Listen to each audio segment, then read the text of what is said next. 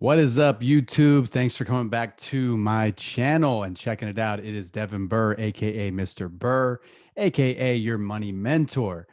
And I want to talk to you about infinite banking. You know, that's what I love, infinite banking, becoming the bank, and recapturing all the interest you pay to other people, using infinite banking to multiply your money. And I want to talk about the four mistakes that people think about when thinking about infinite banking. And that way, you guys don't think about those things any longer. And those things will actually cripple you from seeing the big picture and seeing what infinite banking is actually able to do for you. So, first mistake people make when thinking about this is that it's an investment. It is not an investment. I got to repeat that. It is not an investment. You see, because investments have risk. With an investment, you can lose money, right? You can make money, but you can also lose money. With a properly structured whole life insurance policy, with a mutually owned company that pays dividends, there's no risk. You are guaranteed to grow your money at 4%, guaranteed. It'll never lose value. So there is no risk. It is not an investment. And I hear that all the time is, it's not a good investment, it doesn't perform, blah, blah, blah. It's not an investment. So you're right. It's not a great investment because it is not an investment. It is simply a savings vehicle, a savings vehicle like no other. It produces tax free growth. It gives a guaranteed rate of return that'll never go down for your entire life. And you can use that money to go make money elsewhere at the same time, but your interest, your compound interest is not interrupted. So if you've got $100,000 in a whole life insurance policy, the cash value, you can use all of it, every single penny, to go make money with that 100 grand somewhere else. Real estate, crypto, drop shipping, buying and selling shoes, buying and selling cars, whatever you want to do, you can use that money to go make money elsewhere. But the whole amount, the 100,000, still compounds like you never touched it. So it is not an investment, simply a savings tool that allows you to mimic what the banks do and to basically get back the banking function in your life. Instead of paying other people interest for things, you simply buy things from your policy and pay yourself back with interest. Because if you were okay paying the bank 3, 4, 5, 6% interest, why wouldn't you just pay that to yourself? So that's all it is.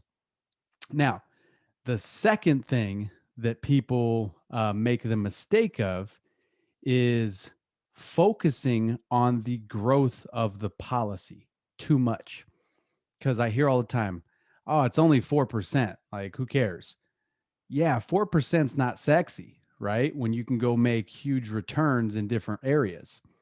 But again, it's not about the 4%. The 4% is simply guaranteed savings plus dividends. Dividends aren't guaranteed, but over the last 20 years, they've averaged about 2%. And the companies that we write with have paid out a dividend every single year for over 100 years. So they're not guaranteed, but let's call it for what it is. They're pretty much a sure thing. So you get the 4% plus dividends, but that's not, again, attractive or sexy. What is the fact that all the money you put into it grows tax free. So you'll never pay taxes on it if it's structured properly, which is where me and my team come in. And then you can use the money. That's the important part to understand, not the growth in the policy. The growth in the policy is great in the later years. But the big thing you need to grasp on is you're going to make that growth regardless if you just let it sit there and grow, but you shouldn't. What you should do is let it grow, but then still use it to grow the money elsewhere. That's what you guys really need to wrap your head around. That's the secret sauce. That's the juice that's worth the squeeze, if you will, right? You can use the money to go make more money, but it will still grow like you never touched it. That is what's huge. So don't focus on the 4% or the 4% plus the dividends. Focus on the fact that you can make that, but you can also use the money to make money elsewhere at the same time. So you're making money in multiple places. There's nothing else that can do that. There's no other financial vehicle that allows you uninterrupted compound interest. That is what you need to focus on. So that leads me into the third thing. And the third thing is people always say to me, like, okay, I'm going to fund this policy. I'm going to keep putting money into it. But when can I stop? When can I stop putting money into a policy? And that is just something, once you understand the policies, you should understand that you'll never, ever want to stop putting money into it. And I'm going to share my screen with you guys so you can see exactly why. I'm going to show you one of my policies. But bottom line is, there comes a point, usually around year 7 to year 10, when your growth of the policy outweighs the cost of the life insurance. So technically, that point, you never have to put another penny into your policy, and your policy just keeps growing. Your cash value just keeps growing slowly, and you're not putting anything into it. But that's not what you should focus on. You should focus on continuing to fund your policy as much as possible because of the growth in the later years. The longer you have it, the more the money grows tax free, and you can leverage it. You can use it anytime with no questions, no credit checks, no financials required. Push a few buttons and you get the money. Let me share my screen with you guys and show you exactly what I mean. Let me see if I can figure out how to share this screen. There we go. Share screen. And let's look right here at this policy illustration. So this is one of my policies. So you guys will see right here. Let's just show you proof. So Devin Burr, that's me.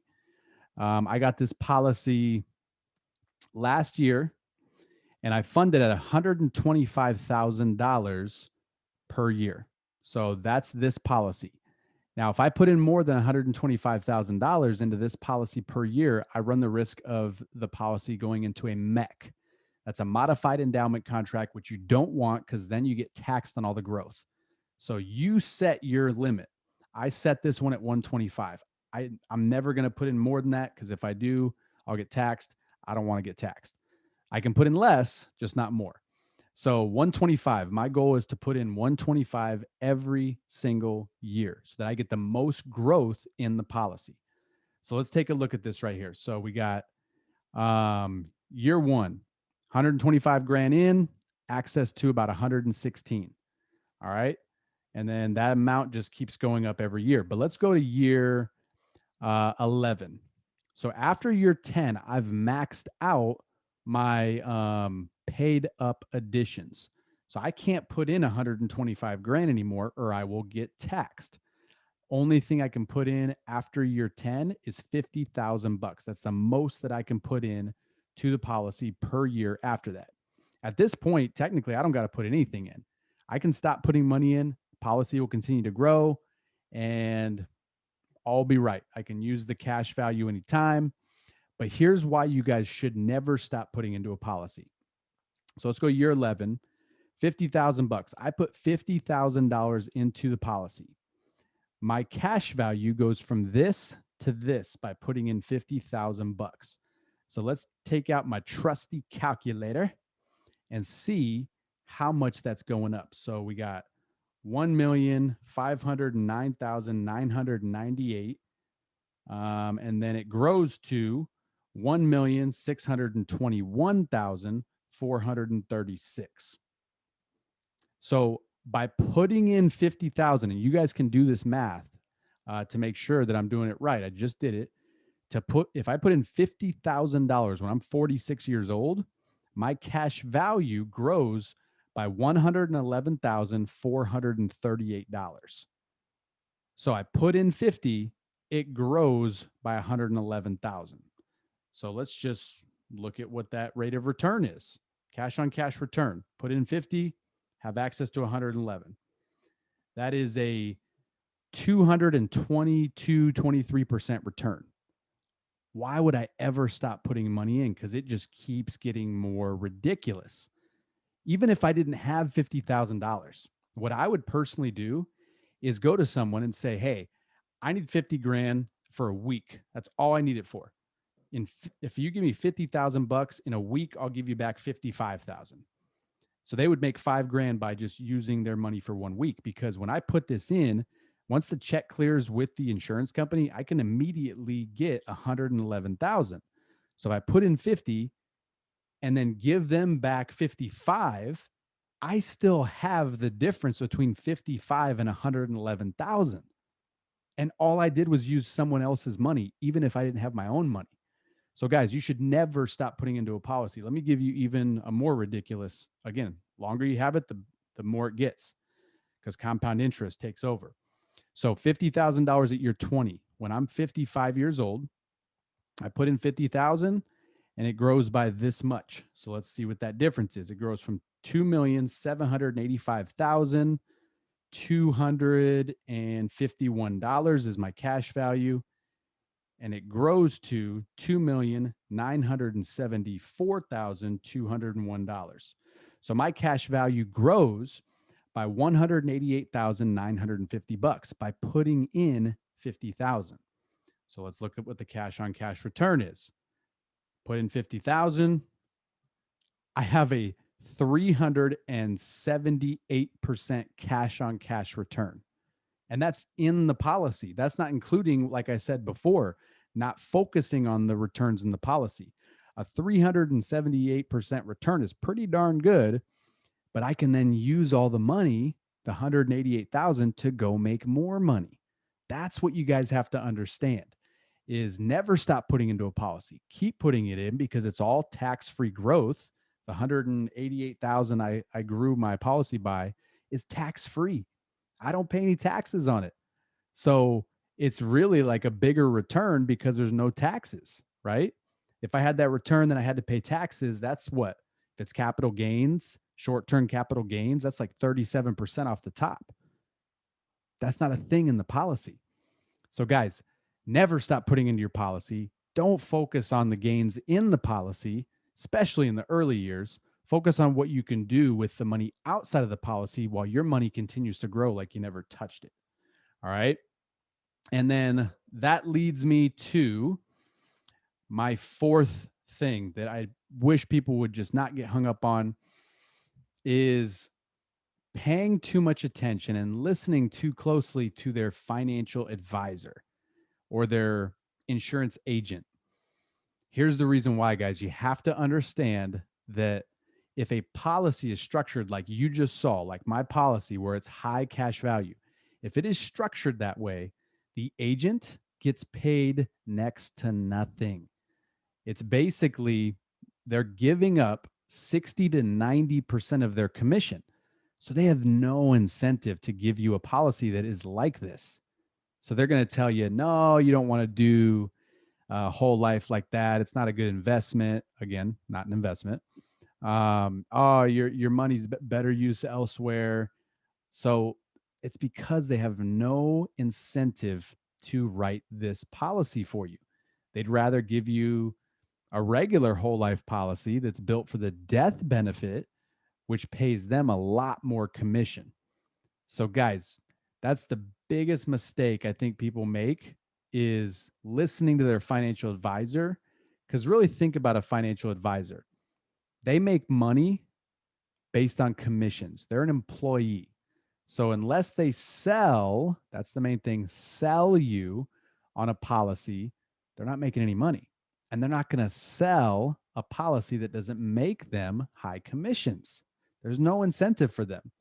So don't listen to your financial advisor. They're just simply an employee. Average financial advisor makes about $88,000 a year. If you really want to get wealthy, mimic what wealthy people do, which is they mimic what the banks do. The banks are extremely wealthy, and the banks dump, get this, in America, big banks hold over 190 billion with a B dollars in whole life insurance policies. That's more than all the land and all the buildings they own combined. they own more whole life insurance policies. Why is that? Because they understand it's a savings vehicle that's guaranteed to grow, super, super safe, doesn't get affected by any kind of market downturn, and they can use the money to lend out to people like you and me for a credit card, car, house, student loan, personal loan. You pay it back with interest, and then they lend it out again for more interest. You pay it back with interest. The whole time it's compounding in their policy like they never touched it. So, guys, four things again, mistakes that are made with infinite banking that you want to steer clear of is thinking it's an investment. It's not an investment. Focusing too much on the gains in the policy, especially in the early years, because the gains aren't crazy.